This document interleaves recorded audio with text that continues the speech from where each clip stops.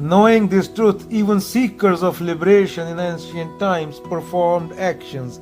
Therefore, following the footsteps of those ancient sages, you should perform your duty. तो किस पे चलना है? संतों के नक्शे कदम पर। संत कौन होता है? जिसके लिए सबसे पहले सत्य हो। यह संत नहीं होता कि किसी पॉलिटिकल पार्टी की सपोर्ट कर रहा है, किसी के साथ फोटो खिंचवा रहा है। संत वो होता है जो बाबर को जाबर बोल दे बिना परवाह किए। कोई डेमोक्रेसी नहीं थी। जो लोधी को गाली दे दे, सच बोल दे, आई मीन गाली ना दे। जो शीशे की तरह साफ हो। कोई कबीर, कोई बुद्ध, कोई महावीर, ये संत थे। इनको बोलने की जरूरत नहीं पड़ती। हम संत हैं, माला नहीं बेचते। रुक्की सुक्की खा के ठंडा पानी पी, वेख पराई चौपड़ी मत ललचाओ जी। तो ये होती है संत की पहचान। बुलिया रब तेथों वख नहीं, तेरी वेखण वाली अख नहीं। God is not separate from you, you just need to open your eyes. Bulleh Shah. तो संत लोग ये होते हैं, परवाही नहीं होती। जो सच होता है वो बोल देते हैं। शीशा होता है ना, शीशा जैसे हो दिखा देगा।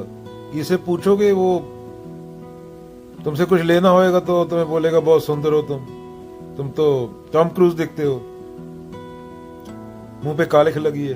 तो शीशे के सामने जाए खड़े होगे, क्या कालिख दिख जाएगी कि कोई टॉम क्रूज नहीं है। टॉम क्रूज भी कोई ब्यूटीफुल होना भी ये दिमाग में है, ये ब्यूटीफुल होता है नहीं। वाइट ये कलर भी होते ही नहीं, एग्जिस्ट ही नहीं करते। तेरे आंखें हैं, कई जानवर हैं, उनको रंग दिखाई नहीं देते। इधर काले गोरे की लड़ाई लगी रहती है। काले अच्छे होते हैं, गोरे अच्छे होते हैं, चाइनीज अच्छे होते हैं। कलर होते नहीं साइंटिफिकली, वो बस तुम्हें तुम्हारी आंखें दिखा देती हैं कि ये आदमी काला है, ये भूरा है, ये हरा है, ये गोरा है, जो भी है, फलाना धैंका। तो संत क्या, संत को कोई फर्क नहीं पड़ता। संत को सत्य, दैट्स इट, एक होना होता है। All know drop merge into the ocean, few know ocean merge into the drop. जंगल के जानवर बहुत कम बीमार पड़ते हैं, प्रकृति में रहते हैं ना, पूरी तरह बायोलॉजिकल मशीन है। हम चेतना के लेवल पे ऊपर उठ सकते थे, हम ना वो रहे, और हम जानवर से भी नीचे गिर गए। हमारा खाना पानी ऐसा है।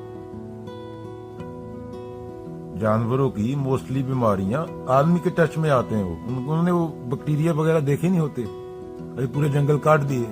वो आदमी के टच में आते हैं, उनको बीमारी लग जाती है, मर जाते हैं। जंगल में कहाँ बीमारियां होती हैं? बहुत कम होती हैं। बुढ़ा होके जानवर मरता है। हमारा खाने में मिलावट, पानी में मिलावट, हवा में मिलावट, हर चीज में मिलावट, हर चीज को गंदा कर दिया। तो फिर इंश्योरेंस लेते हैं, पूरी जिंदगी इंश्योरेंस दो, बीमार ना हो जाऊं कल, मेडिकल इंश्योरेंस, ये इंश्योरेंस, वो इंश्योरेंस। हम ना प्राकृतिक रहे, ना चेतना के लेवल पर उठ पाए, मशीन हो गए हम। सब कुछ नकली, एक चीज असली नहीं। कुदरत को भी हमने असली नहीं छोड़ा। पावन गुरु पानी पिता माता धरत माता। जानवर से भी गिरे हुए हम लोग। और हम बातें प्रेम की करते हैं।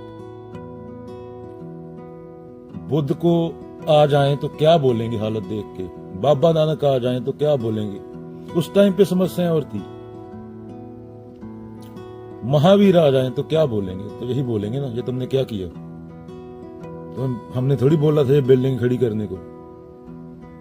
दुनिया की 20% आबादी भूखी मर रही है, तुम बिल्डिंगें बना रहे हो। वहां पे 4 लोगों को गल्ले रखे हुए हैं। अरे हमारी फोटो के सामने पैसा रखने को किसने बोला था?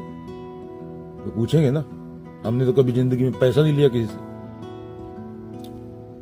हमने तो जो था वो भी छोड़ दिया, और तुम हमारी फोटो लगा के पैसा इकट्ठा कर रहे हो। सभी धर्मों वाले, कोई धर्म नहीं, सब धर्म एक ही कैटेगरी में आते हैं। हिंदू, मुस्लिम, सिख, ईसाई, सब भाई भाई। तो धार्मिक कोई नहीं है। धर्म कहां से होता है? प्रेम और ज्ञान। प्रेम गलियती साकरी जा में दो ना समाये। वहां तो दो भी नहीं समा सकते, और तुम हिंदू, मुसलमान, सिख, ईसाई कर रहे हो। तो सबसे जरूरी क्या है? इंसान बनना। इंसान बनना कहां से स्टार्ट होता है? नॉलेज से, सेल्फ नॉलेज से। सेल्फ नॉलेज से जो मैं है वो मिटता जाता है, कर्ता भाव मिटता जाता है। फिर वो आदमी फूल की तरह खुशबू देता है। उसमें मैं भाव नहीं होता ना। फूल खिलेगा खुशबू आएगी, यही एग्जाम्पल देता हूं बार बार। क्या होगा? फूल खिलेगा खुशबू आएगी।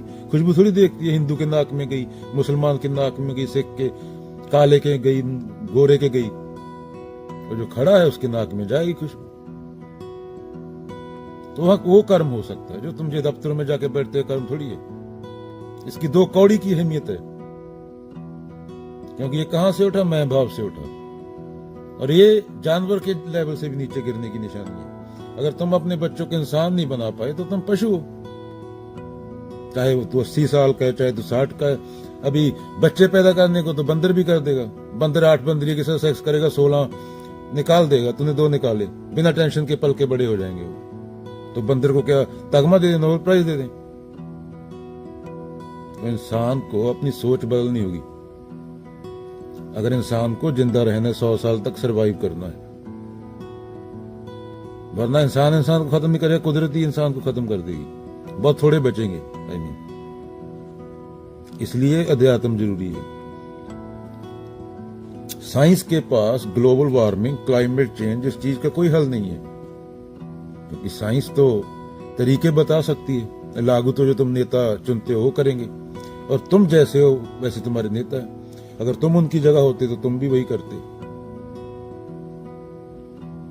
मेरा मुझ में कुछ नहीं, जो कुछ है सो तेरा, तेरा तुझको सौंप के क्या लागे है मेरा।